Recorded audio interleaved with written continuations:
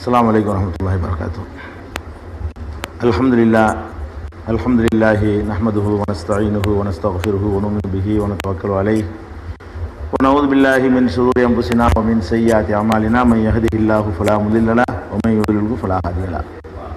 வ அஷ்ஹது அன் லா இலாஹா இல்லல்லாஹு வஹ்தஹு லா ஷரீக லஹு வ அஷ்ஹது அன்ன முஹம்மதன் அப்துஹு வ ரசூலுஹு அம்மா பஅத். கண்ணியத்திற்குரிய எல்லாம் வல்ல அல்லாஹு ஜல்ல ஷானஹு தஆலாவின் நல்லடியார்களே, அல்லாஹுடைய பேரருளால் இந்த புனிதமிக்க ரமலான் மாதத்திலே அல்ஹம்து சூராவுடைய விளக்கு உரையில் ஒரு கணிசமான பகுதியை நாம் அறிந்திருக்கிறோம். இறுதியாக நம்ம பார்த்தது இய்யாக நஅபுது வ இய்யாக நஸ்தஈன் என்ற வசனத்திற்கான விளக்கம். அதில் உன்னையே வணங்குகிறோம்டா என்ன அர்த்தம், உன்னிடமே உதவி தேடுகிறோம் என்றால் என்ன பொருள், இந்த உறுதிமொழியை நம்ம மீறினா நமக்கு எத்தகைய கேடுகள் ஏற்படும் என்ற விவரங்களை எல்லாம் ஓரளவுக்கு நம்ம முழுமையாக அறிந்து கொண்டோம். இது தொடர்பாக இன்னும் 2-3 செய்திகள் இருக்கிறது. அதை பார்த்துட்டு நம்ம இஹ்தின ஸிராத்தல் முஸ்தகீம் என்ற வசனத்திற்குள்ள நுழையணும். இப்ப இறைவனை உன்னையே வணங்குகிறோம் என்று உறுதிமொழிக்கூடிய முஸ்லிம்கள் உன்னிடமே உதவி தேடுகிறோம் என்று சொல்லக்கூடிய முஸ்லிம்கள் அந்த விஷயத்தை சரியாக புரிந்திருந்தால் கூட மகான்கள், பெரியார்கள், நல்லடியார்கள் வறுமையானால் அதுக்கு மட்டும் விதிவிலக்கு இருக்குன்னு நினைக்கிறாங்க. அல்லாட்ட தான் உதவி தேடணும், அதுல எல்லாம் டவுட் கிடையாது. கழுதையிட்ட, குதிரையிட்ட, மற்றவன்ட்ட எல்லாம் கேட்க கூடாது. ஆனால் அவுலியாக்கள் வேற, அது மகான்கள்ங்கிறது அது தனியா விதிவிலக்கு உண்டு. அல்லாஹ்வுக்கு நேசமானவர்களுக்கு அப்படி சலுகை உண்டு என்ற ஒரு தப்பான நம்பிக்கையில் இருக்கிறதுனால அதை பத்தி இஸ்லாம் என்ன சொல்லுதுன்னு பாத்தீங்கன்னா, நல்லடியார்கள்ட்ட போய் கேட்கறது தான் கடுமையா எடுத்துக்கிறது. வேற ஆள்கிட்ட கேட்கறத விட பெரிய விஷயமா இஸ்லாம் எடுத்துக்கல. இப்ப நல்லடியார்கள், பெரியார்கள், மகான்கள் என்ற காரணத்திற்காக கூட அவங்கள்ட்ட போய் உதவி தேடலாமான்னு சொன்னா அது பிரத்யேகமா சொல்லியே அல்லாஹ் நம்மளை கண்டிக்கிறான். நபிகள் நாயகம் ஸல்லல்லாஹு அலைஹி வஸல்லம் அவங்க கண்டிக்கிறாங்க. திருமறை குர்ஆன்ல 7வது அத்தியாயத்துல 194வது வசனத்தை எடுங்க. இன்னல்லதீன ததுஊன மின் தூனில்லாஹ், அல்லாஹ்வை விட்டு நீங்கள் யாரை பிரார்த்திக்கிறீர்களோ அவர்கள் எல்லாம் இபாதுன் அம்சாலுக்கும், உங்களை போன்ற அடிமைகள் தான். எனக்கு அவங்களை கூட நிப்பாட்டாதீங்க. நீங்க யாரை போய் அடிச்சாலும் சரி உங்களை போன்ற அடிமைகள் தான் அவங்க. பொதுவும் அவங்களை அழைத்து பாருங்க, பொல்லியஸ்தஜீபுலக்கும், அவங்க உங்களுடைய பிரார்த்தனை ஏற்று பார்க்கட்டும் அப்படின்னு சொல்லி அல்லாஹ் அதுல கேட்கிறான். வானவர்கள், மலக்குகள் இருக்காங்களே, நல்லடியார்கள்ட்ட போய் கேட்கலாம்னு சொன்னா மலக்கிட்ட கேட்கலாம். என்ன, நல்லடியாரை விட வானவர்கள் இன்னும் உயிரோடு இருந்துகிட்டு இருக்கிறாங்க, அவர் மூத்தா போயிட்டாரு. வானவர்கள் அல்லாஹ்வுடைய தொடர்புல இருக்கிறாங்க, லஹுல் மஹ்ஃபூல என்ன எழுதினு படிப்பாங்க, இறைவனுடைய நேரடியாக அவங்க உரையாடல் நடத்துவாங்க. அப்படி ஒரு ஆள்கிட்ட போய் நம்ம கேட்கறதா இருந்தா இந்த அவுலியா மகா அவர் இவர்னு கேட்கறத விட ஜிப்ரீல்ட்ட கேட்டு போயிடலாம். இந்த அவுலியா அப்துல் காதர் ஜிலானி நாவூர் அப்படிலாம் சொல்றோமே, அவங்கள மூத்த போனவங்கல்ல, அவங்க போய் அல்லாஹ்ட்ட எல்லாம் போய் அல்லாஹ் தொடர்பு கொள்றதா இருந்தா கூட அவர் வழியா தான் கொள்ளணும். இப்படி கேட்கிறவர்கள் யார்கிட்ட கேட்கலான்னு கேட்டா ஜிப்ரீல் அலைஹிஸ்ஸலாம் அவர்களே நீங்க பார்த்து ஏதாவது செய்யுங்க, மீகாயில் அலைஹிஸ்ஸலாம் அவர்களே வானவர்கள்ட்ட கேட்கலாம். வானவர்கள்ட்ட கேட்கறது எல்லாம் கண்டிக்கிறேன்னா அப்புறம் என்ன இருக்கு? அதான் மனிதர்கள்ட்ட நல்லடியார்கள்ட்ட கேட்கலான்னு இவங்க நினைக்கிறாங்க. அல்லாஹ் என்ன பண்றான்னு கேட்டா, மலக்குகளை நீ என்ன தெய்வமாக்க பாக்குறியா, நீ அதெல்லாம் என்னுடைய சர்வெண்ட், எல்லாம் வானவர்கள்லாம் என்னுடைய வேலைக்காரங்க, நீ அவங்கள போய் என் இடத்துல வச்சு நீ கேட்க கூடாது அப்படிங்கிற கருத்துல எல்லாம் என்ன சொல்றான்னு கேட்டா, காலு தகதர் ரஹ்மான் வலதா, அல்லாஹ் குழந்தைகளை, பிள்ளைகளை உருவாக்கி கொண்டான் என்று சொல்கிறார்கள் மாணவர்களை பற்றி, மலக்குகளை பற்றி. சுப்ஹானா, அவன் தூய்மையானவன். பல் இபாது முக்ரமூன், அவங்க கண்ணியமான அடிமைகள், அவ்வளவுதான். கண்ணியமிக்க அடிமைகளை தவிர அவங்களுக்கு எனக்கு மலக்குகளா இருந்தாலும் அவங்களுக்கு எனக்கு உள்ள உறவு கூட எஜமான் அடிமைங்கிற உறவு தான் என்று 21வது அத்தியாயத்துல 26வது வசனத்துல அல்லாஹ் சொல்லி காட்டுகிறான்.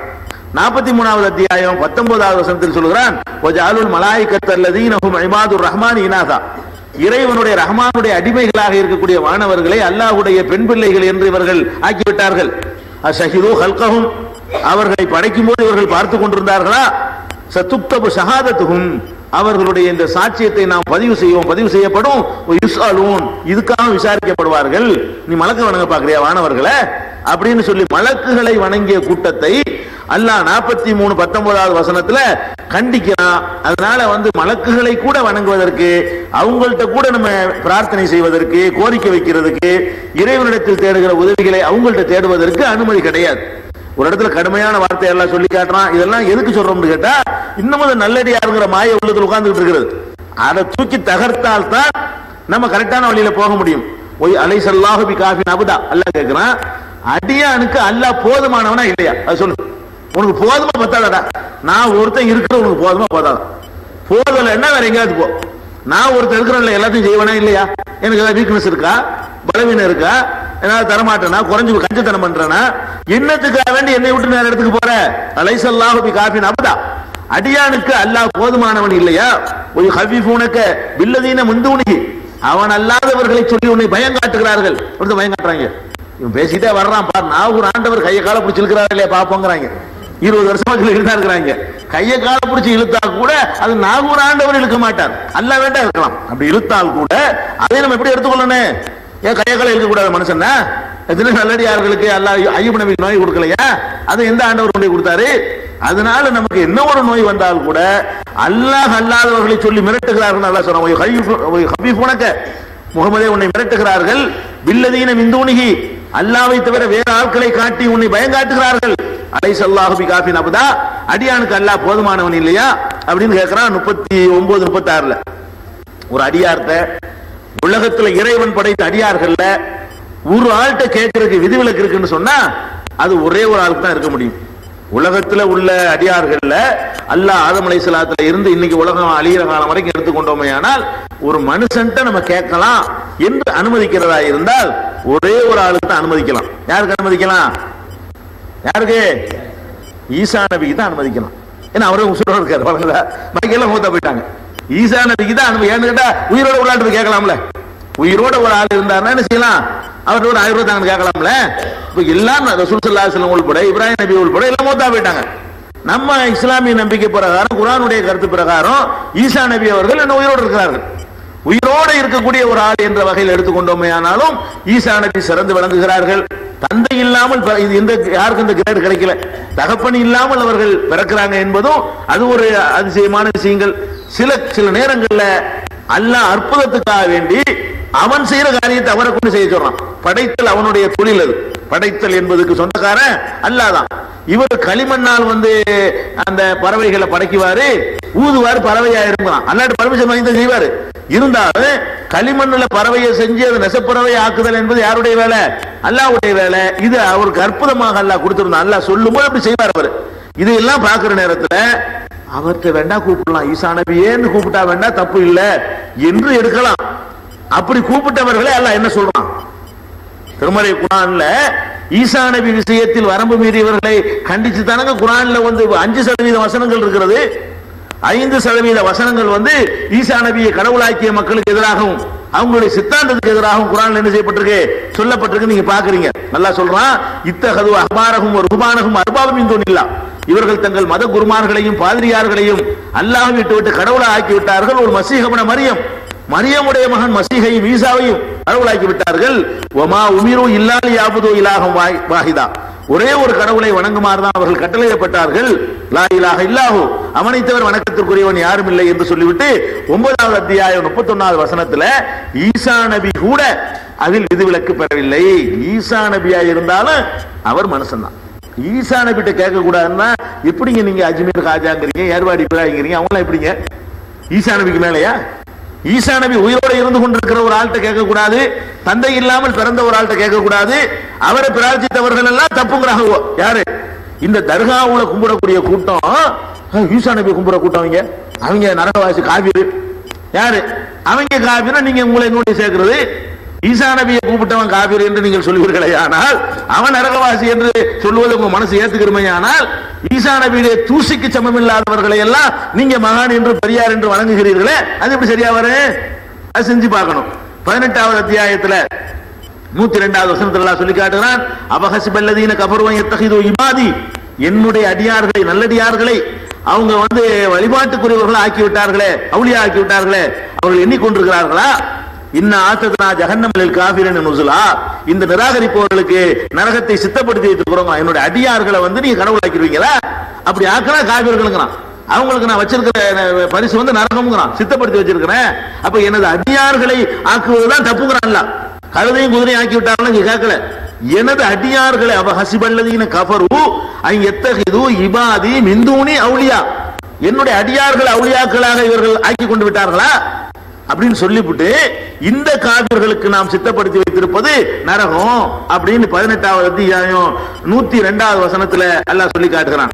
அதே மாதிரி நல்லடியார்களைத்தான் மக்காவில் வாழ்ந்த மக்களும் கூட வழிபட்டார்கள். மகான்கள் என்று சொல்லவர்களை தான் வழிபட்டார்கள். அதுக்கு என்ன ஆதாரம் கேட்டா, நபி ஸல்லல்லாஹு அலைஹி வஸல்லம் அவர்கள் மக்கா வெற்றியின் போது காபாவுக்குள்ள போறாங்க. காபாவுக்குள்ள அதுக்கு முந்தி போயிருக்கிறாங்க மக்காவில் இருந்த காலத்துல. அப்ப எந்த அதிகாரமும் அவங்களுக்கு கிடையாது. அவங்களே பயந்து தொழுற நிலையில் இருந்தாங்க. பிறகு அல்லாஹ் மக்காவை அவங்க கையில கொடுக்குறான். வெற்றி பெற்று மக்காவுக்குள்ள நுழையும் பொழுது காபாவுக்குள்ள போனா அங்க ஒரு காட்சியை பாக்குறாங்க. என்ன காட்சி?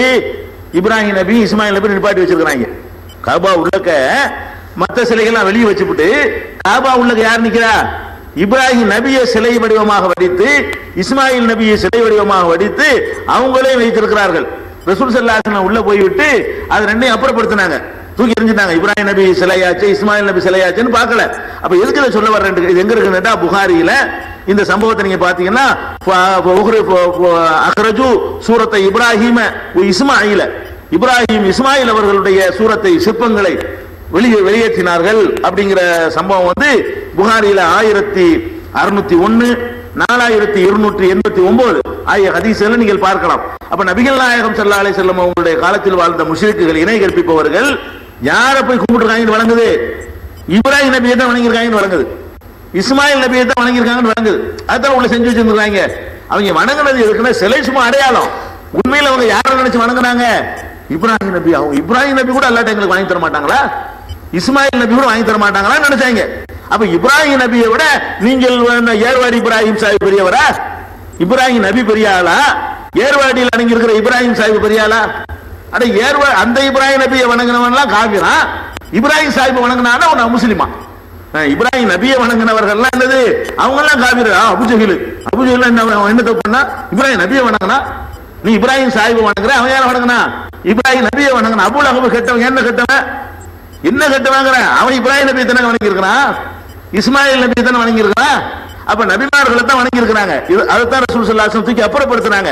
அது கூட எப்படி அவங்க வணங்குனாங்க? அல்லாஹ் சொல்லி காட்டுறான் திருமறை குர்ஆன்ல, மானஅபுதுஹும் இல்லா லியுகர்ரிபுனா இலல்லாஹி ஸுல்ஃபா. நாங்க அல்லாஹ் நினைச்சு வணங்கலையே. இப்ராஹிம் நபி அல்லாஹ் நினைச்சா வணங்குறோம்? அல்லாஹ்ட்ட எங்களுக்கு வாங்கி தருவாங்க. மானஅபுதுஹும், நாங்கள் இவர்களை வணங்கவில்லை, இல்லா லியுகர்ரிபுனா இலல்லாஹி ஸுல்ஃபா, அல்லாஹ்விடத்திலே நெருக்கத்தை ஏற்படுத்துவார்கள் என்பதற்கு தான் வணங்குகிறோம். இவர்களை கடவுள் என்று நினைத்து நாங்கள் வணங்கவில்லை. இப்ராஹிம் நபிக்கு நாங்க மாலை போட்டோம்னா, தேங்காய் உடைச்சோம்னா, காணிக்கை கொடுத்தோம்னா, கும்பிட்டோம்னு சொன்னா அல்லாஹ்ட்ட எங்களுக்கு வாங்கி தருவாரு. அப்படிதான் நீ வணங்குற. அவன் இப்ராஹிம் நபியை எப்படி வணங்கினானோ அப்படிதான் நீ வணங்குற. நீ அவரை கடவுள் நினைக்கிற. வாஸ்தவம் தான். ஏர்வாடி இப்ராஹிம் சாஹிப் கடவுள் ஆனா இல்லன்னு சொல்லுவேன். ஆனா வேற என்ன சொல்லுவேன்? கடவுள் இல்ல, அல்லாஹ்ட்ட வாங்கி தருவாரு. அதுதான் அவன் சொன்னான். அவன் இப்ராஹிம் நபி அல்லாஹ்னு சொல்லிவிட்டான். இப்ராஹிம் நபி கடவுள்னு சொன்னா, இப்ராஹிம் நபி தான் வானத்தை படைச்சாருன்னு சொன்னானா? இப்ராஹிம் நபி தான் பூமி படைச்சாருன்னு சொன்னானா? இப்ராஹிம் நபி தான் புள்ள குட்டி தருவார்னு சொன்னானா? அவனும் சொல்லல, நீனும் சொல்லல. நான் ஒரு ஆண்டவர் தான் எங்களை படைச்சாருன்னு சொல்ல மாட்டேன். நான் ஒரு ஆண்டவர் தான் சூரிய சந்திரனை படைச்சாருன்னு சொல்ல மாட்டேன். அவனும் சொன்னது கிடையாது. அவன் என்ன சொன்னா? மானாவதும் இல்லா லியுகர்ரிபுனா இலல்லாஹி ஸுல்ஃபா, அல்லாஹ்விடத்தில் நெருக்கத்தை ஏற்படுத்துவதற்கு தான் வணங்குறோம் அப்படின்னு சொன்னா, நீங்க என்ன சொன்னீங்க? அல்லாஹ்ட்ட வாங்கி தருவாங்க. நாங்க போய் காணிக்கை போட்டோம்னா அல்லாஹ்ட்ட சொல்லி எங்களுக்கு தேவையானது வாங்கி தருவாங்க. அதைத்தானே மிஸ்டேக்குங்கிறான், அதானே தப்புங்கிறான்ல. இது எங்க இருக்குன்னு கேட்டா திருமறை குர்ஆன்ல 39வது அத்தியாயத்துல 3வது வசனத்தில் அல்லாஹ் சொல்றான், நல்லடியார்களை வணங்கி கொண்டு நாங்கள் அல்லாஹ்விடத்தில் நெருக்கத்தை இவர்கள் ஏற்படுத்துவார்கள் என்பதற்கு தான் வணங்குறோமே தவிர கடவுள் என்று நினைத்துக் கொண்டு வணங்கவில்லை என்று வாக்குமூலம் தர்றாங்க. அந்த வாக்குமூலத்தை 39வது அத்தியாயம் 3வது வசனத்துல அல்லாஹ் சொல்லி காட்டுறாங்கிறத பாக்குறோம். இதுல இருந்து என்ன விளங்குதுன்னு கேட்டா, நல்லடியார்களாக இருந்தாலும் உலகத்திலேயே நல்லடியார்னு சொல்லி கூடுதல் நிலையில வச்சு பார்க்கக்கூடிய இப்ராஹிம் நபி தான். ஈசா நபி உயிரோடு இருக்கிறார்கள் என்ற வகையில் அவங்களுக்கு ஒரு சிறப்பு. நபி ஸல்லல்லாஹு அலைஹி வஸல்லம் உலக நபி என்ற வகையில அவங்களுக்கு ஒரு தனி சிறப்பு. கியாமத் வரைக்கும் நபியா இருக்கிறாங்கல்ல, ஒரு காலங்காலம் வந்துட்டு போயிட்டு இருக்கும்போது அவங்க போதனை இவ்வளவு நாளைக்கு உயிரோடு இருக்கிறது. வேற யாருடைய போதனையும் இத்தனை 14 நூற்றாண்டா எந்த நபியுடைய போதனையும் உயிரோடு இருந்தது கிடையாது. அழிச்சு நாசமாகி விட்டாங்க. அவங்க அந்த வகையில் ரசூலுல்லாஹ்வுக்கு சிறப்பு. இப்ராஹிம் நபிக்கு வேற விதமான சிறப்பு. இப்ராஹிம் நபி தான் அல்லாஹ்வுடைய கலீல், அல்லாஹ்வுடைய நண்பர். மறுமை நாள்ல எல்லாரும் நிர்வாணமா எந்திரிக்கும் பொழுது அவ்வளவு யுக்ஸா, முதல்ல Dress கொடுக்கிறது இப்ராஹிம் நபிக்கு தான். எல்லா நிர்வாணமா நம்ம எழுப்பப்படுவோம். ஃபர்ஸ்ட் அல்லாஹ் ரசூலுல்லாஹ் கூட Dress கொடுக்க மாட்டான். முதல்ல அந்த மொத்த சபையிலேயே முதல் Dress யாருக்கு? முதல் Dress நீ போடுப்பா. முதல் மரியாதை யாருக்கு கிடைக்கும்ங்கறாங்க ரசூல் ஸல்லல்லாஹு அலைஹி வஸல்லம்? இப்ராஹிம் நபி கிடைக்கும்ங்கறாங்க. அந்த இப்ராஹிம் நபி அவர்களை வணங்கியவர்களுடைய நிலைமை இப்படி இருக்குன்னு சொன்னா நம்ம எங்க போய் இன்னைக்கு யோசிச்சு பார்க்கணும். அவ்வளவு பெரிய இப்ராஹிம் நபியுடைய கதையை அப்படி ஆயிடுச்சு. அதனால அது மாத்திரம் இல்லாம நபிகள் நாயகம் ஸல்லல்லாஹு அலைஹி வஸல்லம் அவர்கள் ரெண்டு விதமான மக்களை சந்தித்தாங்க. ஒரு மக்கள் மக்காவுடைய மக்கள், இன்னொரு மக்கள் மதீனாவுடைய மக்கள். ரெண்டு பேருக்கும் சில கொள்கையில் வித்தியாசம் இருக்கு. என்ன கொள்கைன்னு கேட்டா, மக்காவில் உள்ளவர்களும் பெரியார்களை வணங்கினாங்க. எப்படி வணங்கினாங்கன்னா சிலை வடிவம் வணங்கினாங்க. மதீனாவில் உள்ளவர்களும் பெரியார்களை வணங்கினாங்க, ஈசா நபியை வணங்கினாங்க, மத்த நபிமார்களை வணங்கினாங்க. அந்த ஈசா நபியை தவிர மற்ற நபிமார்கள் எப்படி வணங்கினாங்கன்னு கேட்டா சமாதி வடிவில் வணங்கினார்கள். மக்காவில் உள்ளவர்களும் அல்லாஹ் அல்லாதவர்களை வணங்கினார்கள். மதீனாவில் உள்ள யூத கிறிஸ்தவர்களும் அன்னைக்கு உள்ள யூத கிறிஸ்தவர்களும் அல்லாஹ் அல்லாதவர்கள் வணங்கினாங்க. என்ன டிஃபரெண்ட் கேட்டீங்கன்னா, அவன் சிலையாக செய்து வைத்துக் கொள்வான், இவர்கள் கபராக வைத்துக் கொள்வார்கள். இந்த கபரா வைத்துக் கொண்டு வணங்குவது யாருடைய பழக்கம்? யகூதிகளுடைய பழக்கம், அன்றைய யூதர்களுடைய பழக்கம். அதையும் ரசூல் ஸல்லல்லாஹு அலைஹி வஸல்லம் கண்டிச்சாங்களா இல்லையா? அங்க இருக்கும்போது அதை கண்டிச்சாங்க, இங்க இருக்கும்போது இதை கண்டிச்சாங்க. என்ன நினைக்கிறாங்க, சிலையா வச்சு நாங்க ஏர்வாடி இப்ராஹிம் சிலையா செஞ்சு வச்சிருக்கோம். சொல்றாங்க கேட்டா, அவன் மக்காவுல இப்ராஹிம் நபிக்கு சிலை வச்சிருந்தான்னு சொன்னா இவங்க என்ன செய்யறான், அவன் சிலை வச்சிருந்தா நாங்க என்ன பண்ணிருக்கிறோம், கபராத்தனை வச்சுக்கிறோம். சிலை ஏர்வாடி இப்ராஹிம் சார் நிக்க வச்சா வணங்குறோம், படுக்கத்தானே போட்டுருக்கிறோம். அவங்க நிக்க வச்சு வணங்குறாங்கல்ல, நாங்க படுக்க வச்ச மாத்த ரெண்டுக்கு வித்தியாசம் இருக்குல்ல அப்படின்னு ஒரு நியாயம் கற்பிச்சுக்கிறாங்க. அதுக்கு ரசூல் ஸல்லல்லாஹு அலைஹி வஸல்லம் சொல்றாங்க, அழகான ஹதீஸ்கள். நபி ஸல்லல்லாஹு அலைஹி வஸல்லம் அவர்கள் ஆயிஷா நாயகி அறிவிக்கிறாங்க. என்ன அறிவிக்கிறாங்கன்னு கேட்டா, அந்த அபிசினியாவுல ஹபஷாவுல ஒரு அற்புதமான ஒரு ஆலயம் இருக்குதான். அந்த ஆலயத்தினுடைய அழகு, அதனுடைய அந்த கவர்ச்சி, அதுகளை பற்றி எல்லாம் உம்மு ஹபீபா உம்மு சலமா ரெண்டு பேரும் பேசிக்கிட்டு இருக்கிறாங்க. இந்த ரெண்டு பேருமே அந்த ஆலயத்தை பார்த்திருக்கிறாங்க. அபிசினியாவுல பார்த்துவிட்டு பேசிக்கிட்டு இருக்கிறாங்க. எப்படி ஆலயம், அதான் ஆலயம், என்ன அழகு பாத்தீங்களா, எவ்வளவு அழகா கட்டிருக்கிறாங்க, என்ன கலர், அது என்ன இது அது என்னன்னு வரல, அதை வர்ணிச்சு பேசிக் கொண்டிருக்கிறார்கள். இதை பேசிக்கிட்டு இருந்தவன நபி ஸல்லல்லாஹு அலைஹி வஸல்லம் அவங்கள்ட்ட சொல்றாங்க, அல்லாஹ்வுடைய தூதரே, நம்மள தான் குடிசை போட்டுட்டு பயாசம் வச்சுக்கிட்டு இருக்கிறோம், நாங்க அங்க அபிசினியாவுல பார்த்தோமா, என்ன எப்படி கட்டிருக்காங்க தெரியுமாண்டவன நபி ஸல்லல்லாஹு அலைஹி வஸல்லம் சொல்றாங்க, உலாயிக இதா கான ஃபீஹிமுர் ரஜுலு சாலிஹு, அவங்க யாருன்னு உங்களுக்கு தெரியுமா? அந்த கட்டின ஆளுங்க அவங்கள ஒரு நல்ல மனுஷன் இறந்துட்டான்னு இருந்து இப்ப மாத்த அவன் இறந்துட்டான்னு சொன்னா பனவ் அலா கபரி மஸ்ஜிதா, அவன் கபர்ல மஸ்ஜித் ஆக்கிடுவாங்க. என்னத்தை போய் நீ ரசிக்கிற விஷயமா இது? அவங்க யாருன்னு உனக்கு தெரியுமா? அவர்கள் எப்படிப்பட்டவர்கள் என்று சொன்னால், ஒரு நல்ல ஒரு மனிதன் இருந்து அவன் இறந்து விட்டான் என்று சொன்னால் அவனுடைய கபரின் மீது ஒரு வழிபாட்டு தலத்தை எழுப்பி விடுவார்கள், தர்கா கட்டி விடுவார்கள் அர்த்தம். கபரின் மீது கற்ற வழிபாட்டு தலம் தர்கா கட்டி விடுவார்கள். ஃபஉலாயிக ஷிராருல் ஹல்கி இந்தல்லாஹி யௌமுல் கியாமா, கியாம நாளையில அல்லாஹ்வுடைய படைப்பிலேயே மகா கெட்டவர்கள் அவர்கள். சொன்னாங்க, கைருல் குருனி கரணி, சமுதாயங்களிலே சிறந்த சமுதாயம் என் காலத்தில் உள்ள சமுதாயம். என்கிட்ட பாடம் படிச்சவங்கல்ல, என்னுடைய ஸ்டூடெண்ட்ஸ் எல்லாரும், என்னை பார்த்தவங்கல்ல, என்னை ஏத்துக்கிட்டவங்கல்ல, கஷ்டமான காலத்துல இந்த இஸ்லாத்தை தழுவுனவங்கல்ல, அதனால என்னுடைய தோழர்கள் இருக்காங்க பாருங்க, அதுல யாரு பின்னாடி தடம் மாறி விட்டாரோ அவர்களை தவிர, சில பேர் பின்னாடி முனாஃபிகா மாறி தடம் மாறி போயிட்டாங்க, அது ஏற்கனவே சொல்லி இருக்கிறோம். அப்படி போனவர்களை தவிர மீதி உள்ள சஹாபாக்கள் எல்லாருமே யாரு? நல்ல அடியார்கள் தான். சரியா?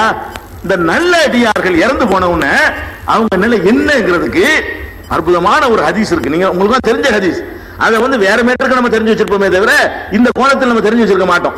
அது என்ன ஹதீஸ்னு கேட்டா, நபி ஸல்லல்லாஹு அலைஹி வஸல்லம் அவர்கள் ரெண்டு கபரை கடந்து போகிறார்கள், போய்கிட்டு இருக்கிறாங்க. போற வழியில ரெண்டு கபர் இருக்கிறது. ரெண்டு கபர்ல அப்படி வாசகம் வருது, மர்ர நபி ஸல்லல்லாஹு அலைஹி வஸல்லம் கபரைனி, இரண்டு சமாதிகளை நபி ஸல்லல்லாஹு அலைஹி வஸல்லம் கடந்து போனார்கள். கடந்து போகும்போது சொன்னார்கள், இன்னஹுமா லயு அஸபானி, உள்ள இருக்கிற ரெண்டு பேரும் இப்ப அதாபு செய்யப்பட்டு கொண்டிருக்கிறார்கள். உள்ள இருக்கிற ரெண்டு பேரும் இப்ப வேதனை செய்யப்படுகிறார்கள். கபூர்ல இருக்கிற ரெண்டு பேருமே இப்ப வேதனை செய்யப்பட்டு கொண்டிருக்கிறார்கள் சொல்றாங்க. சரி, வேதனை செய்யப்படுறாங்களா? இது யாருடைய கபரா இருக்கும்? அந்த காலத்துக்கு அந்த காபிர்கள் அந்த மாதிரி உள்ளதா இருக்குமான்னு கேட்டா இல்ல. ஏன் இல்லைங்கிற கேட்டா, நபி ஸல்லல்லாஹு அலைஹி வஸல்லம் வேதனைக்கு காரணம் சொல்றாங்க. வமாயு அஸபானி ஃபீ கபீரி, பெரிய பெரிய தப்பு செஞ்சதுக்கு அவங்க தண்டிக்கப்படல, உள்ள வேதனை செய்யப்பட்டு கொண்டிருக்கிறார்கள். அவங்க என்ன செய்யல? பெரிய பெரிய தப்பு செய்வதற்காக தண்டிக்கப்படவில்லை. என்ன தப்புனா சின்ன தப்பு, ரெண்டு தப்பு செஞ்சாங்க அவங்க. ரெண்டு சின்ன தப்பு செஞ்சதுக்காகத்தான் அந்த அதாபு நடந்து கொண்டிருக்குது. இறை தூதருக்கு எல்லாம் காட்டி கொடுக்குறான். நமக்கு தெரியாது என்ன மாதிரி வேதனை நடக்குதுன்னு சொல்லி. அல்லாஹ்வுடைய தூதருக்கு அல்லாஹ் என்ன செய்வான்? பல விஷயங்களை காட்டுவான். சொர்க்கம் நரகத்தை காட்டின மாதிரி அவங்களும் காட்டுவான். சொல்ற நம்ம நம்பணும். அப்போ ஒமாயு அஸபானி ஃபீ கபீரின், பெரிய விஷயத்திற்கு அவங்க தண்டிக்கப்படவில்லை. அப்ப சின்ன விஷயத்துக்கு தான் ஆயிடுச்சு. கபீர்னா பெரிய விஷயம். அது என்ன? ரெண்டு சின்ன விஷயம். அம்மா அஹதுஹுமா, இந்த ரெண்டுல ஒரு ஆள் இருக்காருல்ல, அவரு அது ரெண்டு பேரும் ரெண்டு தப்பு செய்யல, இவர் ஒரு தப்பு அவர் ஒரு தப்பு செய்யறாரு. ஒவ்வொருவரும் செஞ்ச ஒரு தப்பு. அப்படி பாத்தீங்கன்னா ரெண்டு பேரும் தண்டிக்கப்படுறாங்க. ரெண்டு பேரும் செஞ்ச தப்பு என்னன்னு கேட்டீங்கன்னா, அம்மா அகதுகுமா, அதுல ஒரு ஆள் இருக்காரு, கானலா எஸ்தத்திரு மினல் பவுலி, சிறுநீர் கழிக்கும் பொழுது மறைவா கழிக்க மாட்டாரு. சிறுநீர் உட்கார்ந்து சிறுநீர் தெரியுற மாதிரி கழிப்பாரு, மறைஞ்சுதான் கழிப்பாரு, எல்லாம் பார்த்து சிறுநீர் தெரியும். அந்த மாதிரி மறைவாக கழிக்க மாட்டாரு. அது அவர் செஞ்ச மிஸ்டேக்கு. அம்மல் ஆகரு, இன்னொருத்தர் வேதனை செய்யப்படுறாரு, இந்த ரெண்டுல ஒரு ஆளு, அவர் என்ன பண்ணுவாருன்னு கேட்டா, இப்ப காண எம்சி பின் நமீமத்தி, கோல் சொல்லிட்டு இருக்கிற அவருக்கு வேலை. இவர் கோல் சொல்லுவார் ரொம்ப. இவர் சிறுநீர் கழிக்கும் போது வந்து மறைவா கழிக்க மாட்டாரு, மற்றபடி பெரிய தப்புலாம் செய்யலாங்கிற. அப்ப என்ன வழங்குது? இவங்க சஹாபாக்கள் வழங்குது. இந்த இந்த இந்த சர்டிபிகேட்ல என்ன வழங்குதுன்னு கேட்டா, சிறுக்கு வச்சவங்க இல்ல, பயங்கரமான குற்றம் செஞ்சவங்க இல்ல, அப்படின்னா என்ன வழங்குறாங்க? அவங்க சஹாபாக்கள் ரசூல் ஸல்லல்லாஹு அலைஹி வஸல்லம் அவர்களுடைய தோழர்களாக இருந்து இந்த ரெண்டு தப்பு செய்து விட்டு அவங்க மரணிச்சிருக்கிறாங்க. இந்த ரெண்டு ரொம்ப மைனரான தப்பு. அந்த சஹாபாக்களா இருந்தால் கூட வேதனை செய்யப்படுறாங்களே, சின்ன ஒரு தப்புக்காக கூட சஹாபாக்கள் இவங்களோட உயர்ந்தவர்கள். இந்த சஹாபி கூட எல்லாரும் விட உயர்ந்தவர் தான். எந்த சஹாபி? இந்த சிறுநீர் கழிக்கும் போது செஞ்ச தப்பு செஞ்சவரும், போல் சொல்லிட்டு இருந்த சஹாபியும், இன்னைக்கு நீங்கள் மதிக்கிற அப்துல் காதர் ஜிலானியை விட பெரிய ஆள் ஒருத்தர் இருந்தா கூட அவரை விட இவர் பெரிய ஆள் தான். யாரு? ஏன்னா ஒரு சஹாபி ஆயிட்டார்ல, ரசூல் ஸல்லல்லாஹு அலைஹி வஸல்லம் பார்த்து அந்த நேரடியா பார்த்தவர் ஆச்சல்ல, இவர்கிட்ட உள்ள இந்த ரெண்டு மிஸ்டேக் இருந்தா கூட இவங்க பெரிய அந்தஸ்துல உள்ளவங்க. அந்த சஹாபாக்கள் கூட உள்ளக போன உடனே நீங்க சஹாபி, நீங்க பாட்டுக்கு கொடுத்துங்க, அந்த கணக்கு எடுத்து எல்லாம் தண்டிச்சுட்டு தான் இருக்கிறான். இந்த சஹாபி கதையை அதுன்னு சொன்னா மற்ற ஆளுக்கு என்ன ஒரு தப்பு செய்யாம இருந்தாங்களா? மகான்னு சொல்றாங்களா? ஒரு பிரச்சனை மிஸ்டேக்கே இருக்காது, மனுஷனை தப்பு செய்ய மாட்டானா? அப்ப எப்படி நீங்க அவங்க உங்களுக்கு உதவுவாங்க நீங்க நினைக்கிறீங்க? இறந்து போன பிறகு அவங்களே தண்டிக்கப்படுறாங்க. அப்பதான் ரசூல் ஸல்லல்லாஹு அலைஹி வஸல்லம் என்ன செய்வாங்கன்னு கேட்டா, ஒரு பேரிச்சை மட்டை எடுத்து வர சொல்லி, ஈரமான ஒரு பேரிச்சை மட்டை எடுத்துட்டு வாங்கன்னு சொல்லி அதை ரெண்டா பொளந்து இந்த கபூர்ல ஒண்ணு அந்த கபூர்ல ஒண்ணு துண்டை நட்டி அவங்க சொன்னாங்க, இது காய்ந்து போற வரைக்கும் என்னுடைய துவாவின் காரணத்தினால, அந்த அந்த என்னுடைய துவாவின் காரணத்தினால் என்ற வார்த்தை முஸ்லிம்ல வருது, புகார்ல வரும்போது வரல. இது காயும் வரை அல்லாஹ் என்ன செய்யக்கூடும்? வேதனையை வந்து லேசாக்க கூடும் என்று புகாரில் இருக்கிறது.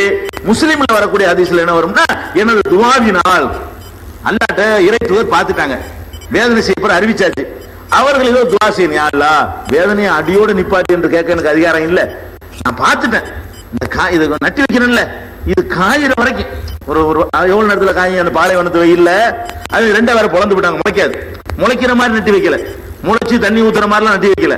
ஒரு பேரிச்ச மட்டையே முதல் முளைக்காது, அது ரெண்டா பொழந்தீங்கன்னு வைங்க, இன்னும் அறவே முளைக்காது, அது சீக்கிரம் காஞ்சு போயிடும். அப்ப பார்த்ததுக்காக ஏதாவது ஒரு உப்பத்துக்கு செய்யணுங்கிறதுக்காக வேண்டி அந்த பேரிச்ச மரத்தை, ரெண்டா பேரிச்ச மரத்தை இல்ல, பேரிச்ச மரத்தினுடைய மட்டைன்னா தெரியும்ல, நம்ம பனைமரம் பார்த்தவங்களுக்கு தெரியும், பனை மரத்து மட்டை இருக்குல்ல, அந்த பனை மட்டை மாதிரி தான் பேரிச்ச மட்டைன்னு வைங்களேன், தென்னை மரம் மட்டை மாதிரி இருக்கும்.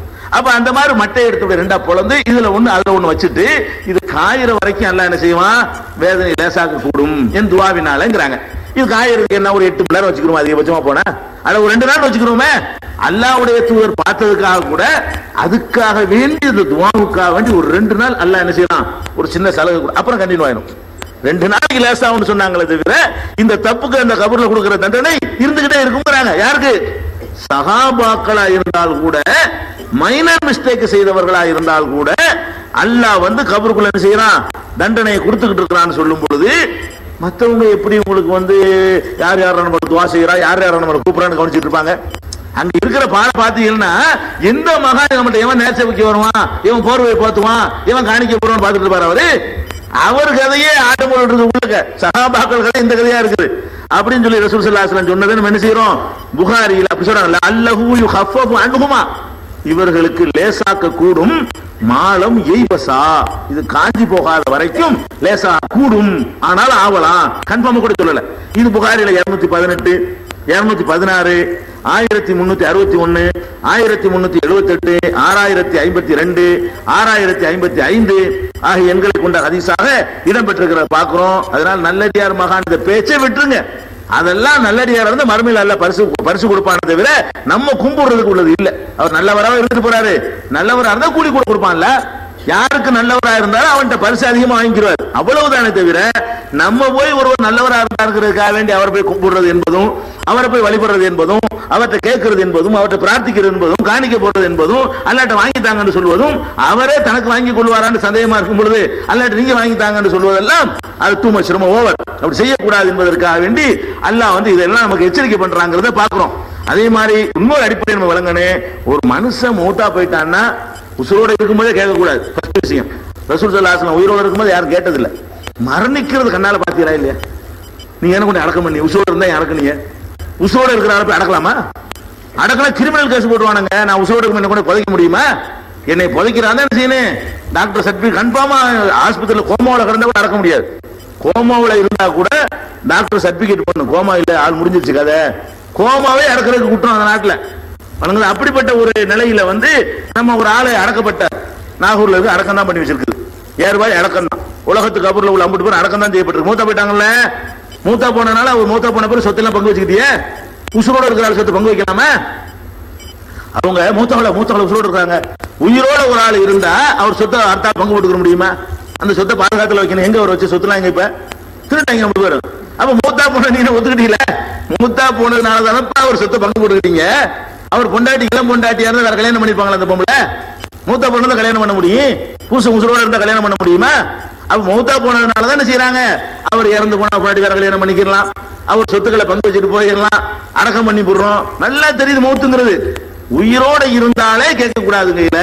நல்லா தெரிஞ்சு மௌத்தாயிட்டாங்க இறந்துட்டாங்கன்னு தெரியும் போது இறந்தவரை கூப்பிடுறது இருக்க எல்லாம் கேவலமா நினைக்கிறாங்க. முஸ்லீம் அல்லாத மக்கள் எல்லாம் பார்த்துட்டு என்னோட உசுரோட இருந்து கூப்பிட்டாலாச்சும் ஒரு அர்த்தம் இருக்குது, நாங்களாச்சும் உசுரோட இருக்கிறோம், அவங்க இவங்க விழுந்துட்டு இருக்கிறோம், கண்ணால பாக்குறோம், ஏதோ பதிலாக சொல்றான், பேசலாம், திங்கிறான். நீ இன்னத்துக்கு அங்க போய் அவன் கேட்கறான். அப்படி மத்தவங்க கேட்கற வெக்கமா இருக்கிறது. அல்லாஹ் அனுமதிக்கிறானா? அழகா சொல்றான், இன்னமா யஸ்தஜீபுல்லதீன யஸ்மஊன், காதுல யாருக்கு விழுமோ அவங்கதான் பதில் சொல்வார்கள். ஒல் மௌத்தா யபாசுஹுமுல்லா, மௌத்தாக்களை எல்லாம் எழுப்புவான்டா. அவன்கிட்ட என்ன போய் கேட்கிற? காதுல வழங்குறால் தான் பதில் சொல்ல முடியும். அவர் காது வழங்குமா? பாடியை கிடைக்கிறது காது வழங்குச்சு. அவருக்கு காது வழங்கலன்னு கன்ஃபார்ம் பண்ணி உள்ள கொண்டு போட்ட, காது வழங்கல, கண்ணு பார்க்கல, வாய் பேசல, எல்லாத்தையும் கன்ஃபார்ம் பண்ணி உள்ள கொண்டு போட்ட. காது கேட்கிறவன் தான் பதில் சொல்வான். காது கேட்கலன்னு உறுதி செஞ்சு உள்ள கொண்டு அடக்கி போட்டு அப்புறம் என்ன கத்திரங்க இருந்து கேட்கறான். அல்லாஹ் கேட்கறான். அப்ப இன்னமா யஸ்தஜீபுல்லதீன யஸ்மஊன், செவிமடுப்பவர்களால் தான் பதில் தர முடியும். விளங்க, செவிமடுக்கிறதே இல்லைங்கிற ஒரு இடத்துல போய் கேட்காது என்று 6:36 அல்லாஹ் சொல்லி காட்டுகிறான். 27:80 சொல்லுகிறான், இன்னக்கலா துஸ்மிஉல் மௌத்தா, இறந்தவர்களை செவியேற்க செய்ய உம்மால் முடியாது. இறந்தவர் தான், இறந்தவர் காதில் மெசேஜை சேர்க்கிறதுக்கு உன்னால் முடியாது என்று 27:80 அல்லாஹ் சொல்லி காட்டுகிறான் இந்த ஒரு வசனத்தை. அதே மாதிரி சொல்லிக்கிறான் ஒரு இடத்துல சொல்றான், வல்லதீன ததுஊன மின் தூனிஹி, அல்லாஹ் விட்டு நீங்கள் யாரை அழைக்கிறீர்களோ மாயமுலிக்கின மின் கத்மீர், அவங்க அணுவளவும் அதிகாரம் படைத்தவர்கள் இல்லைன்னு சொல்லிட்டு சொல்றான். இன் ததுஊஹும், நீங்கள் அவர்களை அழைத்தால் லா யஸ்மஉ துஆக்கும், உங்கள் துஆவை கேட்க மாட்டார்கள். முதல்ல அவர் தருவாருங்க, ரெண்டாவது விஷயம். தருவாரு, சக்தி இருக்குது, என்கிட்ட கேட்பாருங்க, ரெண்டாவது டாபிக்ப்பா. நீ சொல்ல அவர் காதுக்கு விளங்குவோம், முதல்ல அதை பேசு முதல்ல, அதை பைசா பண்ணு. நீ அது தருவார்னு பேரை வச்சுக்க போற. நான் முதப்படியில ஏறலன்னு நான் சொல்லிட்டு இருக்கேன், நீ மாடியில வச்சு பேசிட்டு இருக்கிறேன். நல்லா கேட்கலாம். படியிலே உன்னை ஏற முடியாதுங்கிற அவர் நீ மாடியில கொண்டு உட்கார வச்சு அவருக்கு பூஜை கொண்டாடி இருக்கிறாங்க. அந்த மாதிரி வாசத்தெல்லாம் சொல்றான். முதல்ல கேட்குவாங்களான்னு கேட்டா லா யஸ்மஉ துஆக்கும், உங்கள் அழைப்பை கேட்க மாட்டார்கள். உளவு சமீவு, கேட்கிறார்கள் என்று ஒரு பேச்சுக்கு வைத்துக் கொண்டாலும் மஸ்தஜாபுலக்கும், அதுக்கு பதில் தர மாட்டார்கள். யௌமல் கியாமத்தி யக்ஃபுருன பிஷ்ரிக்கிக்கும், நீங்கள் இணை கற்பித்ததை மறுமையில மறுத்து விடவும் செய்வார். யாரெல்லாம் எனக்கு இவங்க சம்பந்தம் இல்லைன்றார். அப்படின்னு அல்லாஹ் 34:15 சொல்லி காட்டுறான். எல்லாத்தையும் தெளிவா அடிக்கிறான் அல்லாஹ். வமா யஸ்தவில் அஹ்யா வல் அம்வாத், உயிரோட இருப்பவர்களும் இறந்தவர்களும் சமம் கிடையாது. இதை விளங்கிப்பா, சாதாரண விஷயம்ப்பா. பெரிய ஆராய்ச்சி குர்ஆனை பத்தி பெரிய அறிவுலாம் இருக்கு தேவையில்லை. உசுரோட உள்ளவனும் செத்தவனும் சமமா? அதாவது தெரியுமா உனக்கு கேட்கறான்ல. வமா யஸ்தவில் அஹ்யா வல் அம்வாத், உயிரோடு இருப்பவர்களும் இறந்தவர்களும் ஒரு காலம் சமமாக மாட்டார்கள். இன்னல்லாஹ யுஸ்மிஉ மன் யஷா, செவியேற்பவர்களை நாடியவர்களுக்கு அல்லாஹ் செவியேற்க செய்கிறான். ஒமா அன்த பிமுஸ்மியின் மன் ஃபில் குபூர், குபூர்னா கபர்கள், கபர்களில் உள்ளவர்களை கேட்க செய்ய உம்மால் முடியாது. குர்ஆன் வசனம். அதாவது செத்த ஆளு உசுரோட உள்ளால் சமம் இல்லை சொல்லிவிட அல்லாஹ் முடிக்கிறான். ஒமா அன்த பிமுஸ்மியின் மன் ஃபில் குபூர், கபர்களில் உள்ளவர்களுக்கு கேட்க செய்ய உனக்கு முடியாது, ரசூலுல்லாஹ்வுக்கு முடியாதுங்கறான். கபருக்கு போயிட்டாருன்னா முடிஞ்சு போச்சு கதை அப்படின்னு அல்லாஹ் 35வது அத்தியாயம் 20 குர்ஆன்ல உள்ள கட்டுக்கதை இல்ல, புதுசா கண்டுபிடிச்சு சொல்லல. குர்ஆனை அரபில வச்சுட்டு படிக்காத காரணத்தினால அவங்களுக்கு தெரியல, இதெல்லாம் வேற ஒண்ணும் கிடையாது. இருக்க 14 நூற்றாண்டா உள்ள ஒரு மெசேஜ் தான் சொல்றமே தவிர எந்த ஒண்ணு புதுசோ கையில முடியல போட்டா கண்டுபிடிச்ச சொல்லல, இருக்கிறத எடுத்து சொல்லுவோம். 35வது அத்தியாயம் 22 சொல்லி காட்டுகிறான், ஒமான் தபி முஸ்லிமின் மன்பில் குபூர், கபர்ல உள்ளவர்களை செவியேற்க செய்ய முடியாது. கேட்டா ஒரு ஆதாரம் காட்டுவாங்க. ஏன்னா அதெல்லாம் சொல்லுவாங்க. நாளைக்கு ஒரு அடக்கம் செஞ்சு முடிச்ச உடனே நம்ம எல்லாம் அடக்கிட்டு போன உடனே முன்கண்ணைக்கு கேள்விக்கு வருவாங்கல்ல, அப்ப என்ன வருதுன்னு கேட்டா அந்த சம்பவத்தை வரும் பொழுது இன்னஹு லயஸ்மௌ கரஅனி ஆலிஹிம், செருப்பு ஓசையை அவர்கள் உள்ளே கேட்பார்கள். ஒரு ஆள் அடக்கி முடிச்ச உடனே நம்ம திரும்பி போவோம்ல, போகும்போது செருப்பு சத்தங்க சரக்கு சரக்கு மீச்சு போவோம்ல, இந்த சத்தத்தை அவங்க என்ன செய்வாங்க, கேட்குவாங்க அப்படின்னு ஒரு ஹதீஸ் ரசூல் ஸல்லல்லாஹு அலைஹி சொல்றாங்க. அந்த அளவு கேட்கும். கேட்ட உடனே தான் 2 மாணவர்கள் வந்து அவனை விசாரிக்க ஆரம்பிப்பாரு அப்படின்னு ஒரு ஹதீஸ் புகார்ல இருக்குது, முஸ்லிம்ல இருக்குது. புகார்ல எங்க இருக்குன்னா 1338 1374 இந்த 2 இடத்துலயும் புகார்ல இருக்கிற என்ன இருக்குன்னு கேட்டா, ஒருவரை அடக்கம் செய்த பிறகு கேட்கவும் செய்யும்.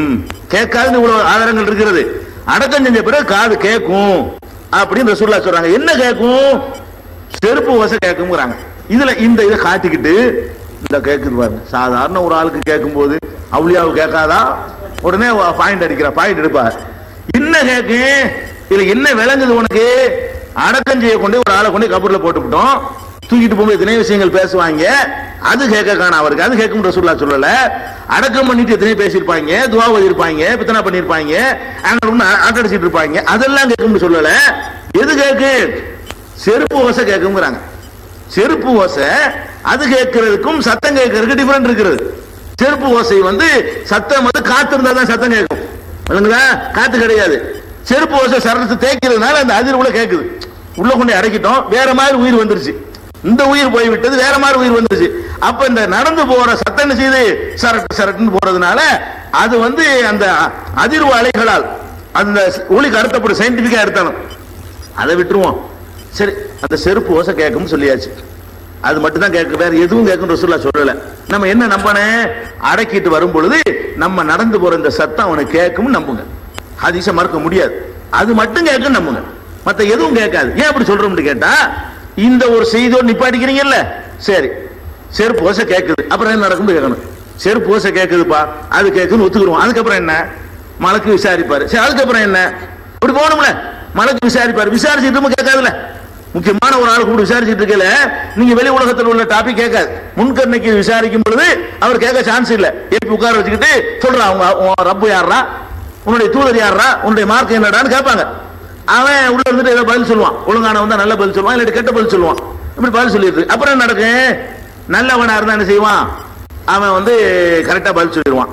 சொன்ன உடனே என்ன அப்புறம் என்ன நடக்கும் கேட்கணும் உங்கள்கிட்ட. அப்புறம் கேட்குங்கிறீங்களப்பா, வரிசையை சொல்லு, எல்லாத்தையும் சொன்னா முழுசா சொல்லு. அப்புறம் என்ன நடக்கும், அவன் நல்லவனா இருந்தவன் என்ன செய்யப்படும்னா, நாளைக்கு மறுமையில கிடைக்கும்ல அவனுக்கு இன்பங்கள், அதெல்லாம் கபூர்ல காட்டப்படும். கரெக்டா அந்த பாஸ் பண்ண உடனே, கேள்விக்கு பதில் சொன்ன உடனே அந்த அரண்மனை, மாளிகை, தோட்டம், துறவு, அது இது, அந்த ஹூர்லின்கள், அந்த எல்லாம் எல்லாம் அப்படி தெரியும் உனக்கு. பாரு, இதெல்லாம் உனக்கு கிடைக்க போகுது, பாஸ் பண்ணிட்டீல, உனக்கு சொர்க்கத்துலாம் கிடைக்க போகுதுன்னு அங்க எடுத்து காட்டப்படுமா. எடுத்து காட்டப்பட்டோம். நான் என்ன செய்வானா, இவ்வளவு நான் பாஸ் ஆயிட்டேனா, நான் ஜெயிச்சிட்டேனா, நான் தேறிட்டேனா, அப்பனா எனக்கு கொஞ்சம் சின்ன ஒரு பர்மிஷன் கொடுங்க. அவனுக்கு என்னென்ன விளங்கல, எங்க போய் எங்க எங்க கிடக்குன்னு விளங்கல. அவன் என்ன செய்யறான், வீட்டு வரைக்கும் போறதுக்கு ஒரு பர்மிஷன் கொடுங்க, என் பொண்டாட்டி சொல்லிட்டு வந்துடுறேன், என் வீட்டுல போய் என் குடும்பத்தாரெல்லாம் என்னை இழந்து கவலைப்பட்டு இருக்கிறாங்க, நான் போய் முன்கர்ணைக்கு பரீட்சையில பாஸ் பண்ணிட்டேன், சொர்க்கம் தான் எனக்கு கன்ஃபார்ம் ஆயிடுச்சு, இந்த செய்தியை வந்து நான் சொல்லிட்டு வர்றேன், அரிச்சு உயிர் ஆகலி, வீடு வரைக்கும் போயிட்டு வந்துடுறேன் அப்படின்னு சொல்லுவானா. உடனே என்ன செய்வாங்கடா மலக்குகள் வந்து, நீ அப்படியே சொல்ற, டெய்லி இப்படி கேட்டான், டெய்லி கேட்டு இருப்பான்ல, அவர் என்ன பண்ணுவார்னு கேட்டா, நமக்கு நவமத்தில் அரூஸ், புது மாப்பிள்ள மாதிரி தூங்கு, தூங்கு பேசாம. எது வரைக்கும் தூக்கணும், கியாமத்து நாள்ல அல்லாஹ் உன்னை எழுப்புவானே அது வரைக்கும் தூங்கு. 2 நாள் 1 நாள் தூக்கம் இல்ல. அடக்கப்பட்ட உடனே கொஞ்ச நேரம் செருப்பு ஓசை கேட்குது, அது கேட்டுருச்சு. சரி, அதுக்கப்புறம் என்ன கேட்குது, விசாரணை, கேட்க இயலாது. சரி, அதுக்கப்புறம் என்ன, வீட்டுக்கு போறேன், அதுவும் நடக்காது. அதுக்கப்புறம் என்ன, தூக்கம். எது வரைக்கும் தூக்கம், கியாமத் வரைக்கும் தூக்கம். கியாமத் வரைக்கும் தூக்கம். எப்படி கேட்கும், இப்ப அவரெல்லாம் கியாமத் வரைக்கும் தூங்குவாங்கட்டாங்களா? எவ்வளவு நேரம் கேட்கும் இருக்கு ஹதீஸ்ல ஆதாரம். நீ பாதியை சொல்ற, ஒரு செய்தியை சொன்னால் கடைசி வரைக்கும் வா. அந்த செருப்பு ஓசை கேட்டோன்னு அப்படி எல்லாம் கேட்டுட்டு வந்திருக்கா. செருப்பு ஓசை கேட்குது, ஏன்னா அவனை ஒண்ணு தூங்க வைக்கல, அவனை ஏன் செருப்பு ஓசை கேட்குதுன்னு கேட்டா அவனை ஒன்னும் விசாரிக்கல, அவன் ஒன்னும் தூங்க போடல, உள்ளக்க முடிச்சுக்கிட்டு இருக்கான், திருதுன்னு முடிச்சுட்டு இருக்கான். அப்ப என்ன செய்யுது, அந்த செருப்பு ஓசையை கேட்டு எல்லாம் நம்மளை விட்டுட்டு போறாங்க, தனிமைப்படுத்தப்பட்டோன்னு ஒரு பயம் காட்டுறதுக்காக கேட்க வைக்கிறான். போட்டு போயிட்டாங்க, போறாங்க பாரு, சத்தம் கேட்குது பாரு செருப்பு ஓசை. அதுக்காக வேண்டி அவனுக்கு ஒரு பீதியை உண்டாக்குறதுக்காக வேண்டி அந்த செருப்பு ஓசையை எல்லாம் கேட்க வைக்கிறான். அதுக்கப்புறம் என்ன, 2 நிமிஷத்துல விசாரணை முடிஞ்சு போயிடும். அங்க மற்ற ரப்புக்கு 5 கேள்வி தானே, பெரிய 7 பாராக்க பதில் எழுதுன்னு இறைவனே அல்ல, இதனுக்கு பதில் எழுதுறது 4 மணி நேரம் ஆகும்னா நீ அதே 4 மணி நேரம் கேட்கும்னு சொல்லலாம். இந்த கொஸ்டினுக்கும் சரி லேசு, ஆன்சர் லேசு. இங்க மட்டும் ஒழுங்கா நடந்தா போதும். ஒழுங்கா நடந்து கொண்டமையானால் ஒரு ரப்பி எல்லான்னு சொல்லணும், பதில் அவ்வளவுதானுங்க. உன் இறைவன் யாருன்னு கேட்பாங்க, என் இறைவன் அல்ல. இதுக்கு என்ன 7 நாள் ஆகும் இது சொல்வதற்கு? அதனால இந்த மொத்த கேள்வி எடுத்து பாத்தீங்கன்னு சொன்னா ஒரு நிமிஷத்துல முடிஞ்சு போயிடும். 5 நிமிஷம் வச்சுக்கிறோம். செருப்பு ஓசை 5 நிமிஷம் கேட்குது, இந்த கொஸ்டின் ஒரு 5 நிமிஷம் நடக்குது, அப்புறம் தூக்கம். இந்த மொத்தம் 10 நிமிஷம் தானே கேட்பாரு. கேட்டா கூட இப்ப என்ன கதை, இப்ப அழைக்கிட்டு வந்திருக்கேன் அவரை, ஏர்வாடி இப்ராஹிம் சாஹிப் அழைக்க 5 நிமிஷம் ஆகுதா? இப்ப கேட்குமா சொல்லு. இப்ப தூங்குறாரு, தூங்கலங்கிறியா? நல்லவரா இருந்தா தூங்குவார். எவ்வளவு நாளைக்கு தூங்குவார், எங்க இருக்குன்னு கேட்டா, அதாவது ரசூல் ஸல்லல்லாஹு அலைஹி சொல்றாங்க, எது வரைக்கும் தூங்குறான்னா, அல்லாஹ் வந்து உன்னை எழுப்புற திருமதியில 991 இருக்கிறது, முதல் வாலிபன் நீங்க பார்க்கலாம். அவன் என்ன செய்வான், அர்ஜு இலா அஹ்லி ஃபஉக்பிருஹும், நான் வீட்டுல போய் எல்லாத்தையும் சொல்லிட்டு வரேன்னு சொன்ன உடனே அப்ப 2 மலக்குகளும் சொல்வார்கள், நம் கனவுமத்தில் அரூஸ், புது மாப்பிள்ளை மாதிரி தூங்கும். புது மாப்பிள்ளை தூக்கம் ஏன் சொல்றாங்க தெரியுமா? சாதா தூக்கத்தை விட புது மாப்பிள்ளை தூக்கம் நம்ம டயரா தூங்குவோம். ராத்திரி போய் முடிச்சுட்டு இருப்பான்ல, முழிச்சுக்கிட்டு வந்துட்டு படுத்து தூங்கினான்னு என்ன அடிச்சு போட்ட மாதிரி தூங்குவான். அடிச்சு போட்ட மாதிரி தூங்குறாங்க, அரைகுறை தூக்கமாக விலங்கு சொல்லுது. நம்ம அப்படி பாதியா தூங்கணும்னு வைங்களேன், அப்படி வர்ற மாதிரி கேட்கும், ரத்த மர போகும், அப்படி போய் முடிச்சு தூங்குறது இல்லை. அந்த தூக்கம் இல்லை இது. இது என்ன தூக்கம் கேட்டா புது மாப்பிள்ளை தூக்கம்ங்கிறாங்க. புது மாப்பிள்ளை மாதிரி தூங்கு. எப்படிப்பட்ட புது மாப்பிள்ளைன்னு கேட்டா ரசூல் ஸல்லல்லாஹு அலைஹி சொல்றாங்க, அல்லது லா யூகிலுஹு இல்லா அஹப்பஹலிஹி இலைஹி, ரொம்ப நெருக்கமான பொண்டாட்டி மட்டும் தான் எழுப்ப முடியுமே, அப்படிப்பட்ட தூக்கம் அது. அந்த தூக்கத்துல எவனா பண்ணுவான், என்னடா அப்படின்றான். பொண்டாட்டி வந்து எழுப்புனா மட்டும் புது மாப்பிள்ளை கோவப்பட மாட்டான், இல்லாம வேற ஆளை எழுப்பினான்னு வைங்க, அவ்வளவுதான். தூங்க விடுறீங்களான்னு கேட்பான்ல, ரசூல் அப்படி சொல்றாங்க. அவனுடைய மனைவியை தவிர யாரும் எழுப்ப மாட்டார்களே, அப்படியான ஒரு புது மாப்பிள்ளை தூக்கமாக நீ தூங்கு என்று சொல்லிவிடுவார்கள். எது வரைக்கும் என்றால், ஹத்தா யபஅஸஹுல்லாஹு மின் மல்ஜஇஹி ஸாலிக, அவன் படுத்து கிடக்கிற அந்த இடத்திலிருந்து அல்லாஹ் எழுப்புவானே அதுவரை, சூறு ஊதுற வரைக்கும் தூங்குறார். இது எங்க இருக்கு? திருமதியில 991 இருக்கு. கெட்டவனா இருந்தான்னு சொன்னா அட்டி ஒன்னே வச்சு, இந்த கோல் சொன்னது அதுக்கு வாங்கிக்க, புறம்பேச அதுக்கு வாங்கிக்க, தொழுகையில் அதுக்கு வாங்கிக்க, இப்படின்னு சொல்லி அடி வாங்கிட்டு இருப்பான். அவனும் கேட்கறதுக்கு விரும்பிய, சரி அவன் வேணா கேட்டு போறான், அவனை எனக்கு கூப்பிட போறீங்க, நல்லவனத்தான கூப்பிடுறீங்க, நல்லவனத்தான பிரார்த்தனை பண்றீங்க, கெட்டவனை விட்டுருவோம். கேட்கறதா இருந்தா கெட்டவனுக்கு தான் கேட்க வாய்ப்பு இருக்குது, ஏன்னா அவனை தான் தூங்க போடல. அதனாலதான் பத்ர் போர்க்களத்துல அவங்க எல்லாம் கொண்டு தள்ளி போட்டு அபூஜஹல் எல்லாம் பத்ர் போர்க்களத்துல ரசூல் ஸல்லல்லாஹு அலைஹி வஸல்லம் ஜெயிச்சிடுறாங்க. அபூஜஹல் உள்பட எதிரிகள் கொல்லப்பட்டாங்க. எல்லாத்தையும் தூக்கி பாலடைஞ்ச கணத்துல கொண்டு போடுவாங்க. பத்ர் பள்ளத்தாக்குல கலீபு பத்ருன்னு ஒரு இடம் இருக்குது, இப்போ நீங்க போய் பார்க்கலாம் போனீங்கன்னா. அந்த பத்ர்ல அந்த பாலடைஞ்ச கணத்துக்குள்ள தூக்கி போட்டு அவங்க பேசுவாங்க, இன்னா வஜதனா மாவாத ரப்புனா ஹக்கா, எங்கள் இறைவன் எங்களுக்கு வாக்களித்து நாங்கள் அடைந்து கொண்டோம், ஹல் வஜத்து மாவாத ரப்புக்கும் ஹக்கா, உங்கள் இறைவன் உங்களுக்கு தந்ததை நீங்கள் அடைந்து கொண்டீர்களான்னு கேட்பாங்க. உமர் ரலியல்லாஹு கொண்டு ஒரு அப்ஜெக்ஷன் பண்ணுவாங்க, அல்லாஹ் நீங்க என்ன புணத்துல போய் பேசுறீங்க, அது கல்லிமு அஜிசாதன் அருவாகலகா, உயிர் இல்லாத பணத்தோட பேசுறீங்க, அது கல்லிமுல் மௌத்தா போன ஆட்கள்கிட்ட பேசுறீங்க என்று அப்ஜெக்ஷன் பண்ணுவாங்க. உங்களோட அவங்க நல்லா கேட்கறாங்க. ரசூல் ஸல்லல்லாஹு அலைஹி வஸல்லம் யாரு கேட்பாப்ப? கெட்டவன் கேட்பான், ஏன்னா முடிச்சுட்டு இருக்கான், அவனை தூங்க போடல. நீ சொல்லுவது விளங்கும் என்று வைத்துக் கொண்டாயானால் யாருக்கு விளங்கு? கெட்டவனுக்குத்தான் விளங்கு. மாற்றி விளங்கிட்ட, உள்டவா. கெட்டவனுக்கு விளங்காது, நல்லவனுக்கு விளங்குன்னு விளங்கிட்டாங்க. நீ விளங்கும் நினைச்சினா அவனை கெட்டவங்கிற. நீ நாகூர் ஆண்டவரே நீ கூப்பிட்டா அவர் தூங்கலன்னு நீ சொல்ற, தூங்கலன்னு நீ சொன்னா அவர் கெட்டவர்னு சொல்ற. அதான அர்த்தம். நீ அவுளியான்னு சொல்லல. அவுளியாவை மதிக்கிறாள் என்ன செய்யணும்? வாயை திறக்கூடாது, நான் அவர் கூப்பிடவே கூடாது. அவர் தூங்குறாரு, அம்மாடி தூங்குற மருமன மாமனார் கூப்பிடாரு, போய் புது மாப்பிள்ளை தூங்க போட்டுட்டு மாமனார் எழுப்புவார, நீ வந்து சரியா மரியாதை கொடுக்கிறதா இருந்தா செய்யணும், அவரை எழுப்பாது. அவர் கலர் கலரா கனவு கொண்டு புது மாப்பிள்ளை தூக்கத்துக்கு இன்னொரு அர்த்தம் இருக்கிறது. அசந்து தூங்குவாரு, கலர் கலரா கனவு வரும்ல, அந்த மாதிரி விதவிதமான கனவு கொண்டு தூங்குவாரு. இவனுக்கு கனவுகள் வரும், இன்னொன்னு பார்த்து விட்டான்ல, அதை நினைச்சுக்கிட்டு அப்படியே அந்த இன்பத்துல தூங்கிட்டு இருப்போம். இன்பத்துக்கு ஒரு பக்கம் இன்பம், அசதிக்கு ஒரு பக்கம் அசதி, ஆழ்ந்த உறக்கம். இந்த மாதிரி தூங்குற ஆட்களை போய் டிஸ்டர்ப் பண்றீங்க, அதனால கேட்காது என்பதற்கு நபி ஸல்லல்லாஹு அலைஹி வஸல்லம் சொன்ன இந்த ஒரு ஹதீஸ் நமக்கு என்னவா இருக்கிறது? சான்றாக இருக்கிறது. ஒரு காலம் அவர்கள் எழுந்திருக்க மாட்டார்கள். ஆக மொத்தத்தில் நல்லடியார் பெரியவர் அவர் இவர் என்றெல்லாம் பேசக்கூடாது. ஈயாக்க நஅபுதுன்னு அல்லாஹ்ட்ட மட்டும் தான் கேட்கணும், வணங்கணும், அல்லாஹ்ட்ட தான் உதவி தேடணும் என்பது விளங்கிக்கிறோம். இப்போ ஸ்டார்டிங்ல இருந்து வந்தோம்னா எல்லா புகழும் அல்லாஹ்வுக்குங்கிறோம், அர்த்தம் விளங்குது. அவன் எப்படிப்பட்டவன்? அர் ரஹ்மான், அளவற்ற அருளாளன். எப்படிலாம் அருளாளனா இருக்கான், அன்புடையவனா இருக்கிறான், நியாய தீர்ப்பு நாள்ல அதிபதியா இருக்கிறான், அவனுக்கே எல்லா புகழும் சொல்லிவிட்டோம். அடுத்து என்ன பண்றோம்னா உன்னையே வணங்குகிறோம். வணங்குறதுன்னா என்னன்னு விளங்கியாச்சு. உதவி தேடணும். உதவி எப்படி தேடணும், என்ன தேடணும், யாருக்கு தேடக்கூடாது, தேடுற முறை என்ன, எந்த மெத்தட்ல கேட்டா அல்லாஹ் வந்து நமக்கு தருவான் என்பதெல்லாம் வழங்கிட்டோமா. இவ்வளையும் சொல்லி முடிச்சுட்டு ஒரு முக்கியமான உதவி தேடுறத சொல்லிட்டோம்ல, பெரிய உதவி இப்ப கேட்க போறோம். என்ன கேட்கிறோம்? காசத்தா பணத்தை தான் கேட்காம முதல் முன்னுரிமை கொடுத்து கேட்கறது என்னது கேட்கணும்னா நேர்வழியை தான் கேட்கணும். நேர்வழியில வந்து எல்லாம் அடங்கி போச்சு. நேர்வழியை தாங்குற என்ன வழங்கிறேன்?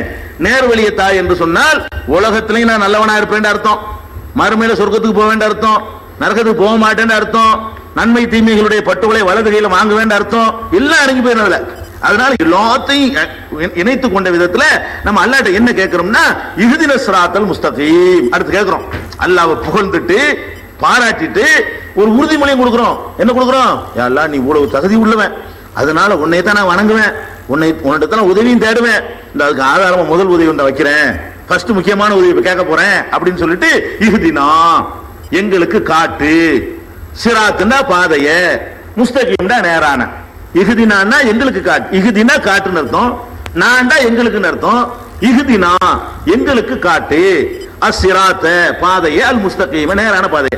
அப்ப இஹ்தின ஸிராத்தல் முஸ்தகீம் சேர்த்து அர்த்தம் செஞ்சீங்கன்னா எங்களுக்கு நேர் வழியை காட்டு, எங்களுக்கு நேரான பாதை எதுவும் அதை காட்டிடல, தப்பு தப்பான வழியை காட்டி அதை தள்ளி விட்டுறாத, நீ தான் நேர் வழி காட்டுறவன் அப்படிங்கிறதுக்காக வேண்டி இந்த ஸிராத்தல் முஸ்தகீமை கேட்கிறோம். இந்த ஸிராத்தல் முஸ்தகீம் என்று வந்ததுனால ஒரு சின்ன ஒரு செய்தி நேரம் போயிடும். நம்ம சமுதாயத்தில் என்ன பண்றாங்கன்னு கேட்டா ஸிராத்துல் முஸ்தகீம் ஒரு பாலம் நினைச்சிட்டு இருக்காங்க. ஸிராத்துல் முஸ்தகீம்னா நேர் வழின்னு அர்த்தம். இவங்க நினைச்சிட்டு இருக்காங்கன்னா ஸிராத்துல் முஸ்தகீம் துஆ செஞ்சுட்டு இருக்காங்க. நாங்கெல்லாம் சின்ன பிள்ளையில எங்களுக்கு வீடுகளில் துஆ செய்யும் பொழுது இப்படி துஆ சொல்லி தருவாங்க. ஸிராத்துல் முஸ்தகீம் பாலத்தை மின்னல் வெட்டி மறையும் நேரத்தில் கடக்க அருள் புரிவாயாக என்ன செய்யும் அதை சொல்லி தருவாங்க. அப்படின்னா நாங்க கேட்டிருக்கிறோம். அப்ப ஸிராத்துல் முஸ்தகீம் பாலம் விளங்கின உடனே இந்த அல்ஹம்து ஓதும்போது அவனுக்கு அதான் ஞாபகம் வரும். ஏதோ பாலத்துல போறதை பத்தி பேசுறோம்னு நினைச்சுக்கிட்டாங்க. இந்த இஹ்தின ஸிராத்தல் முஸ்தகீம் ஓதும்போது ஸிராத்துல் முஸ்தகீம் பாலத்தை பத்தி தான் பேசப்படுது அப்படின்னு நினைச்சுக்கிட்டான். அப்படி கிடையாது. ஸிராத்து பாலம் இருக்குது. என்ன பாலம் இருக்குன்னு கேட்டா அதாவது சொர்க்கத்திற்கு போவதற்கு முன்னாடி நரகம் இருக்குதுங்க. மறுமையில ஃபர்ஸ்ட் நரகம் தான். ஃபர்ஸ்ட் வந்து திடல். என்ன திடல்? விசாரிக்கிற திடல். கேள்வி கணக்கெல்லாம் கேட்கப்படும். அது விசாரணை மன்றம், கோர்ட்டு. அந்த கோர்ட்டு முதல்ல, கோர்ட்டுக்கு அப்புறம் என்னன்னு கேட்டா ஜெயிலு, நரகம். கோர்ட்டுக்கு எடுத்து இருக்கிறது என்னது? நரகம். நரகத்தை தாண்டி இருக்கிறதா சொர்க்கம். இந்த சொர்க்கத்துக்கு நீ போறதா இருந்தா இப்படி பறந்து ஹெலிகாப்டர்ல போக முடியாது, நரகத்தை தாண்டி தான் போகணும். அப்படி தாண்டி போறதுக்கு அல்லாஹ் என்ன பண்ணிருக்கான்னு கேட்டா நரகத்துல ஒரு பாலத்தை அமைச்சிருக்கிறான். நரகத்தை அமைத்த அல்லாஹ் பாலத்தை அமைச்சிருக்கிறான். யாரா இருந்தாலும் நரகத்தினுடைய ஒரு வாடை படாமல் சொர்க்கத்துக்கு போக முடியாதுங்கிறக்காண்டி நரகண்டா என்னன்னு தெரிஞ்சுக்கிட்டு உள்ள போ. உனக்கு நரகம் இல்லைன்னு உனக்கு தீர்ப்பளிச்சாலும் நரகண்டா என்னன்னு உனக்கு தெரியணும். அந்த பாலத்துல போகும்போது உசுறு போயிடும். அவ்வளவு கடுமையா இருக்கும். அதை வேதனையை உணர்ந்துட்டு அப்படி உள்ள போனா தான் வெயில்ல 2 மணி நேரம் போட்டுட்டு அந்த ஒரு கிளாஸ் தண்ணியை, பண்பான தண்ணியை குடிச்சா தான் அதனுடைய ருசி தெரியும். அதுக்காக அல்லாஹ் என்ன பண்றான்னு கேட்டா அந்த சொர்க்கத்து இன்பத்தை நல்லா அனுபவிக்கிறதுக்காக வேண்டி அதை வந்து என்ன செய்யறான், அதை வந்து இந்த காஞ்ச மாடை கம்பளை விட்ட மாதிரி சொல்லுவாங்கல்ல, காய்ந்து போன மாடுகளை 4 நாளைக்கு பட்டினியா போட்டு விட்டு மாட்டை கம்மங்குள்ளையில் அவுத்து விட்டேன்னு வைங்களேன், அது பாஞ்சு போய் திங்கிற அந்த வேகத்தை உதாரணமா சொல்லுவாங்க. காஞ்ச மாடு கம்புனா கம்பம் புழும்பாங்கல்ல, கம்புன்றது ஒரு பயிர், காஞ்ச மாடு கம்பளை விழுந்த மாதிரிமாங்க. அந்த மாதிரி எல்லாம் என்ன செய்யறான்னு கேட்டா நம்மளை காஞ்ச மாடாக்குறான். நரகத்து பாலத்தை நடக்க விட்டு கொதிக்க வச்சு சரியா ஹீட் எல்லாம் ஏத்தி விட்டு போன உள்ளது அப்படின்னு தள்ளுறான். அதுக்கு பேர் தான் அப்படி ஒரு பாலம் இருக்கிறது. பாலம் வருதே தவிர அதுக்கு பேரு ஸிராத்துல் முஸ்தகீம் கிடையாது. வழங்குதா? அந்த பாலம் இருக்குது என்ற கருத்து வந்து புகாரில 806, 7438, முஸ்லிம்ல 288 எல்லாம் இருக்கிறது. மின்னல் வெட்டி சில பேர் கடந்துருவாங்க, அதெல்லாம் இருக்குது. ஆனா அதுக்கு பாலத்துக்கு ஒரு கதை சொல்லுவாங்க. மயிரிழைய விட மெல்லிசா இருக்கும், வாழை விட அதெல்லாம் கதை. பாலம் இருக்கே தவிர அது மயிரை விட மெல்லிசா இருக்குமா, அதெல்லாம் எல்லாம் நடந்து போகணுமா, ஆனா வாழை விட கூர்மையா இருக்குமா, இப்படி எல்லாம் கிடையாது. அல்லாஹ் எல்லாம் பிரம்மாண்டமா செய்யக்கூடியவன். அவன் சொர்க்கம் பிரம்மாண்டமா படைச்சிருக்கான், நரகம் பிரம்மாண்டமா படைச்சிருக்கான். அந்த பாலத்துக்கு மேல பெரிய பெரிய ட்ரக்குகள் எல்லாம் விடலாம். அந்த மாதிரி கூட அவன் படைப்பான். அவனுக்கு பெரிய விஷயம் கிடையாது. அதனால அதுக்கு ஆதாரம் கிடையாது. பாலம்னு ஒண்ணு இருக்கு நம்பனு. அந்த